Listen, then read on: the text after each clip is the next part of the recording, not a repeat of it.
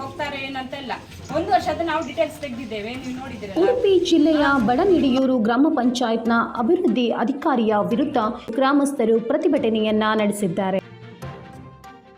ಅವರು ಬೇಡವೇ ಬೇಡ, ನಮಗೆ ಅವರು ಬರುವುದೇ ಬೇಡ, ನಮಗೆ ಸಾಕಾಯಿತು. ನಮಗೆ ಒಂದು ರೆಸ್ಪೆಕ್ಟ್ ಇಲ್ಲ, ಎಂಥದೂ ಇಲ್ಲ. ಇಒ ಆಫೀಸ್ ಮತ್ತು CS ನವರಿಗೆ ಮಾಡಿದ ಮನವಿ ಗ್ರಾಮ ತೆಗೆದಿದ್ದೇವೆ. 6 ವರ್ಷದ್ದು ನಮಗೆ ತೆಗಲಿಕ್ಕೆ ಕಷ್ಟ ಆಯಿತು.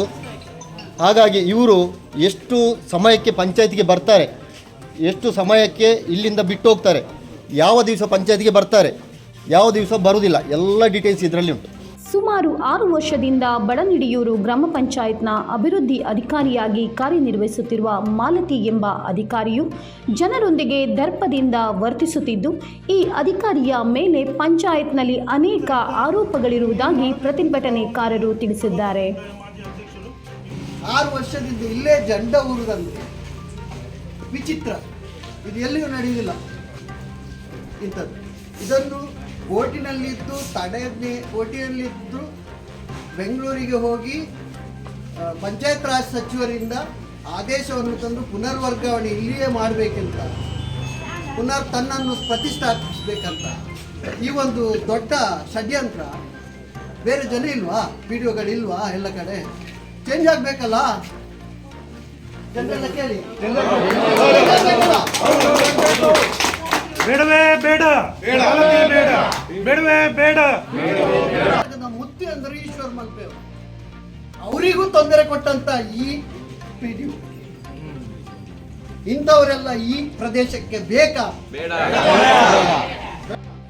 ಮಾಧ್ಯಮದವರೊಂದಿಗೆ ಮಾತನಾಡಿದ ಗ್ರಾಮಸ್ಥರು, ಈ ಹಿಂದೆ ಸರ್ಕಾರವು ಅವರನ್ನು ಅಮಾವಾಸ್ಯೆ ಬಯಲಿಗೆ ವರ್ಗಾವಣೆ ಮಾಡಿದ್ದು, ಅದೇ ಸಮಯದಲ್ಲಿ ಬಡನಿಡಿಯೂರು ಪಂಚಾಯತ್ಗೆ ನಿವೃತ್ತ ಸೈನಿಕ ರಾಜೇಶ್ ಶೆಣೈ ಅವರನ್ನು ವರ್ಗಾವಣೆ ಮಾಡಿರುತ್ತಾರೆ.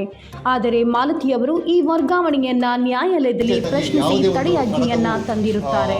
ಮಾಡಲಿಕ್ಕೆ ಈ ಸೊತ್ತಾಗಲಿ ಅಥವಾ ಈ ಪಂಚತಂತ್ರದ ಸೈನಿಂಗ್ ಅಥಾರಿಟಿ ಆಗಲಿ ಅಮಾವಾಸ್ಯೆ ಬೈಲಿಂದ ಬಂದಂಥ PDOಗೆ ಕೊಟ್ಟಿರಲಿಲ್ಲ.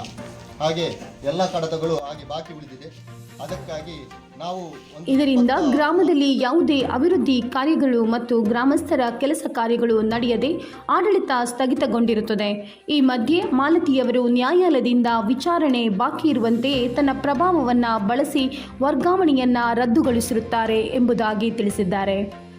ಇದರಿಂದ ಬೇಸತ್ತ ಗ್ರಾಮಸ್ಥರು ಪಂಚಾಯತ್ನ ಮುಂಭಾಗದಲ್ಲಿ ಇಂದು ಪ್ರತಿಭಟನೆಯನ್ನ ನಡೆಸಿ ತಮ್ಮ ಗ್ರಾಮಕ್ಕೆ ಬೇಡವಾದ ಮಾಲತಿಯವರನ್ನ ಬೇರೆ ಕಡೆಗೆ ವರ್ಗಾಯಿಸಿ ಹಾಗೂ ರಾಜೇಶ್ ಶೆಣೈ ಅವರನ್ನ ಬಡನಿಡಿಯೂರಿನಲ್ಲಿಯೇ ಉಳಿಸಿಕೊಡುವಂತೆ ಗ್ರಾಮಸ್ಥರು ಆಗ್ರಹಿಸಿದ್ದಾರೆ. ಹಾಗೂ ಇದಕ್ಕೆ ಪರಿಹಾರ ಸಿಗದಿದ್ದಲ್ಲಿ ಮುಂದಿನ ದಿನಗಳಲ್ಲಿ ಹೋರಾಟವನ್ನು ಮುಂದುವರಿಸುವುದಾಗಿ ಪ್ರತಿಭಟನೆಕಾರರು ಎಚ್ಚರಿಕೆಯನ್ನ ನೀಡಿದ್ದಾರೆ.